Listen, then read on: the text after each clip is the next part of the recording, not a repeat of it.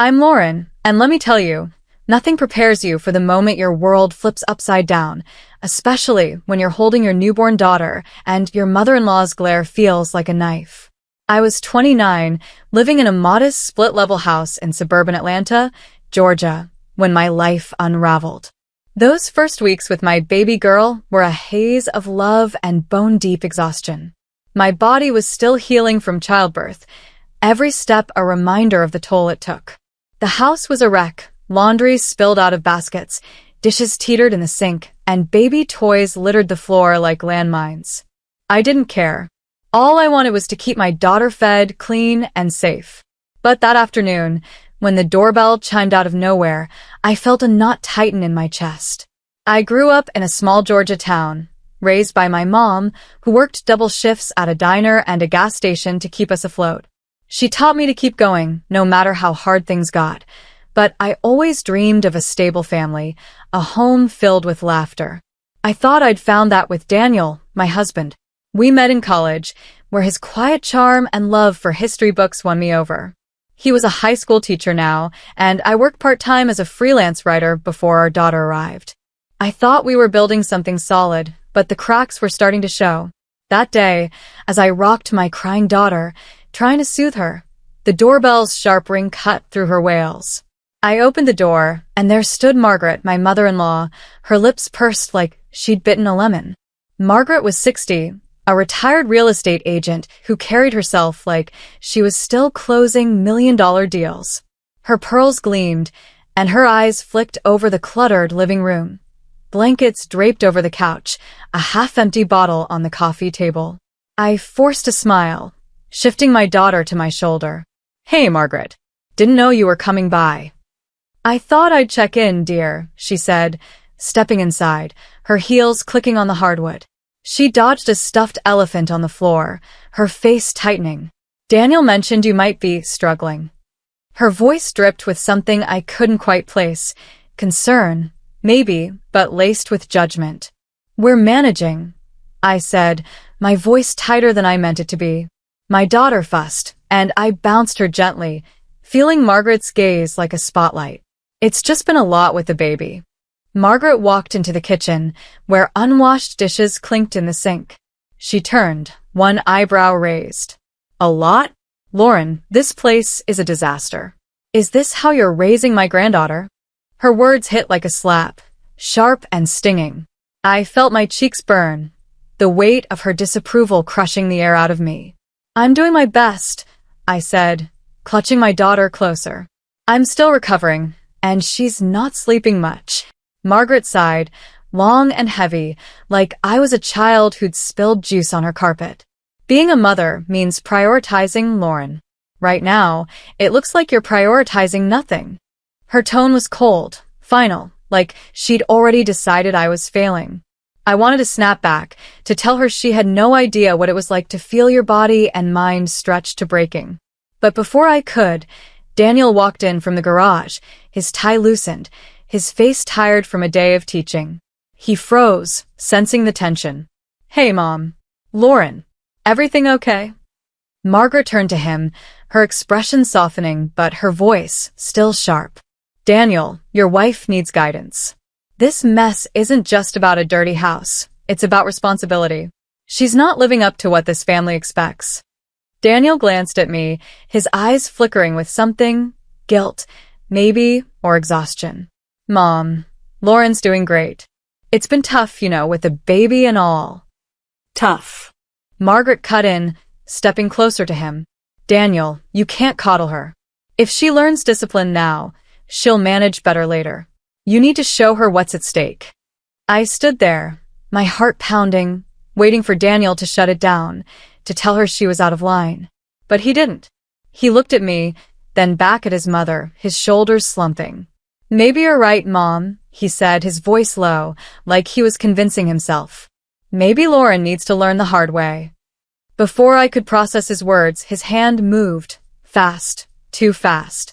The slap landed on my cheek, a sharp sting that echoed through the room. My daughter's cries spiked, and I held her tight, tears burning my eyes. The pain in my cheek was nothing compared to the betrayal twisting in my gut. Daniel, the man I'd loved since college, had just crossed a line I never thought he'd touch. The room felt like it was closing in, the air thick with the echo of Daniel's hand against my cheek. My daughter's wails mixed with the pounding in my ears, and I stood frozen, staring at the man I thought I knew. Daniel's eyes wouldn't meet mine, his face a mess of shame and something else. Confusion, maybe, like he didn't know how he'd gotten here. Margaret stood tall, her arms crossed, her face unreadable but steady, like she'd just won a chess match. "This is for your own good, Lauren," Daniel said, his voice hollow, like he was reading a script. "You need to learn." Learn? The word burned in my throat. Learn what? That the man I married would raise his hand to me because his mother told him to? That my worth as a mother was tied to a clean kitchen? I wanted to scream, but my daughter's cries anchored me. I pressed my lips to her soft head, whispering, "It's okay, baby," though I wasn't sure who I was comforting. Margaret whispered something to Daniel as she headed for the door, her words too low for me to catch, but the way his jaw tightened told me it wasn't kindness. Then she was gone, leaving me with the wreckage of her visit. That night, I couldn't face Daniel. With my daughter in my arms, I slipped into the nursery, a small room painted with soft yellows and stuffed with dreams of the family I thought we'd be. I locked the door, sank into the rocking chair, and let the tears come. The sting on my cheek was fading, but the ache in my chest grew sharper with every replay of the day. Daniel had always been quiet, shaped by years of bending to Margaret's will. Growing up, he'd learned to keep the peace by giving in to her rules, her standards, her vision of a perfect family. I'd seen hints of it before, the way he'd tense when she called, but I never thought it would come to this. As I rocked my daughter, her tiny breath steadying me, I knew I couldn't stay. Not for me, not for her. This house, once a symbol of our future, felt like a cage now, every corner tainted by Margaret's judgment and Daniel's betrayal. I needed a way out, but I had to be smart. Margaret's influence was like a web, and I couldn't risk getting tangled again. The next morning, while Daniel was at school grading papers, I made the call. My hands shook as I dialed Rachel, my friend from college who'd always had my back. Rachel was a nurse, tough as nails after clawing her way out of a controlling relationship years ago. She answered on the second ring. "Lauren, you okay?" Her voice was warm but sharp, like she could hear the fear in my silence. "Ratch, it's bad," I said, my voice cracking. "Daniel, he hit me. Because of Margaret. I need to leave for me and the baby. Can you help?" "Say no more," Rachel replied, no hesitation. "I'm coming with my truck. We'll get your stuff to my place. You figure out the next step from there." The plan was simple but terrifying. I'd pack what I could, clothes, diapers, my daughter's favorite blanket, while Daniel was gone. Rachel would come by evening to load everything up, and we'd be out before he got home. I couldn't face him, not after yesterday. His apologies might sway me, or worse, Margaret might show up again, her words twisting him back into her puppet. All day, I moved through the house like a ghost, folding tiny onesies, tucking toys into boxes. Every item felt heavy, each one tied to a memory of the life I'd planned with Daniel. The ultrasound picture pinned to the fridge, the rocking chair we'd picked out together. But the echo of that slap, the cold glint in Margaret's eyes, they were louder than the memories. By late afternoon, I'd stashed most of our things in the garage, hidden behind old paint cans. Rachel pulled up just as the Georgia sun dipped low, her truck rumbling in the driveway. She walked in, her eyes scanning the boxes, then landing on me. "You ready for this?" she asked, her voice steady but soft. I hugged my daughter close, her warmth grounding me. "As ready as I'll ever be," I said, my voice trembling but sure. We worked fast, Rachel and me, loading the truck with a quiet urgency. Every box we carried felt like a step toward freedom, but my heart still raced, half expecting Daniel to pull into the driveway early. The nursery was the last room I cleared. I stood in the doorway, staring at the crib where I'd sung my daughter to sleep, the walls I'd painted with such hope. I whispered a goodbye to the life I'd imagined, then shut the door. As Rachel drove us away, I watched our house shrink in the rearview mirror, my daughter sleeping peacefully in her car seat. The Atlanta skyline loomed in the distance, reminder that I was starting over, but at least I was free. Rachel's apartment was a small, cozy place in Decatur, just outside the city. Her spare room became our sanctuary, filled with the scent of her lavender candles and the warmth of her no-nonsense kindness. That first night, as I tucked my daughter into a borrowed crib, I felt a strange mix of relief and dread. I was safe, but the weight of what had happened clung to me. Margaret's voice, Daniel's hand, it all replayed like a bad dream. But something else was growing inside me. Resolve. I wasn't just running. I wanted Margaret and Daniel to face what they'd done. Not just for me, but so they couldn't hurt anyone else. Over the next few days, I started gathering evidence. Rachel helped me sort through old texts from Daniel, where he'd vent about Margaret's demands but never stood up to her. I found voicemails from Margaret, her tone sharp as she lectured me on proper motherhood. Then there was the video. I'd recorded it by chance one day, when Margaret stopped by, her voice low and commanding as she told Daniel how to handle me. "You can't let her slack, Daniel," she'd said. "Show her what's expected, or she'll drag this family down." His hesitant nods, his silence, they were all there, captured on my phone. Each piece was a brick in the wall I was building, a way to show the world who they really were. I knew exposing them had to be public, somewhere their family couldn't ignore the truth. Sarah, Daniel's cousin, was hosting a big birthday party at her house in Marietta, a suburb north of Atlanta. Sarah was a graphic designer, quiet but observant, and I'd always sensed she saw through Margaret's facade. The party would be packed with relatives, some who'd hinted at unease with Margaret's control over the years. It was the perfect place to lay everything bare. As the day approached, my nerves felt like live wires. Rachel promised to come with me, her presence a steady anchor. "You're not doing this alone," she said, squeezing my hand. I spent hours rehearsing what I'd say, my daughter's soft coos in the background reminding me why I was fighting. This wasn't just about me.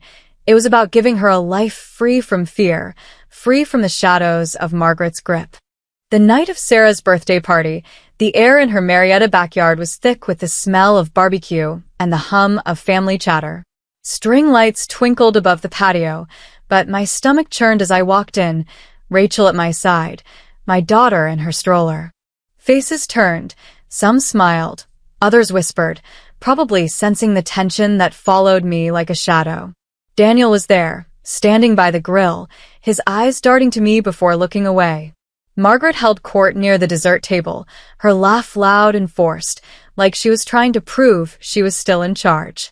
Sarah greeted me with a hug, her eyes soft but curious. "Glad you made it, Lauren," she said, glancing at my daughter. "She's getting so big." I nodded, my throat tight, knowing what was coming. After the cake was cut and the small talk faded, I took a deep breath and stood up, my hands shaking but my resolve ironclad. "I need to say something," I called out, my voice cutting through the murmurs. Every head turned, eyes locking on me. "This is about Daniel and Margaret," I said, my voice steady despite the pounding in my chest. "And how they've hurt me and my daughter." Daniel's face paled, and he stepped forward. "Lauren, not here," he said, his voice low, pleading. But I wasn't stopping. I pulled out my phone and connected it to Sarah's Bluetooth speaker. The backyard went silent as Margaret's voice filled the air, cold and commanding, telling Daniel to show me what's expected. Then came his hesitant agreement, followed by the damning video of their plan to correct me. Gasps rippled through the crowd. Sarah's mom, Daniel's aunt, stood up, her face twisted with shock. "Margaret, is this true? Did you push Daniel to hurt her?" Margaret's smile faltered, her eyes flashing with fury. "This is out of context," she snapped, but her voice shook. Sarah stepped forward, her usual quiet demeanor gone. "No, it's not. I've seen how you control everyone, Aunt Margaret.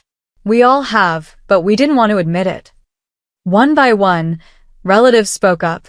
Daniel's uncle, a cousin, even a family friend, sharing stories of Margaret's manipulation, her demands for perfection, her way of twisting love into control. Daniel stood frozen, his face pale, like he was seeing his mother for the first time.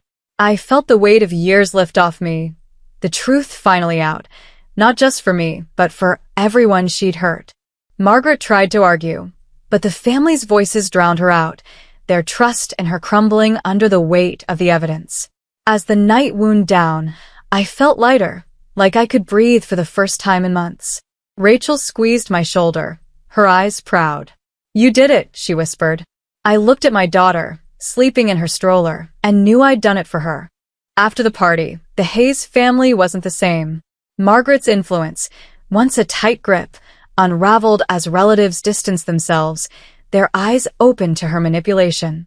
Daniel tried to reach out, his texts a jumble of apologies and promises to change, but the memory of his hand, the echo of Margaret's voice behind it, was a wall I couldn't climb.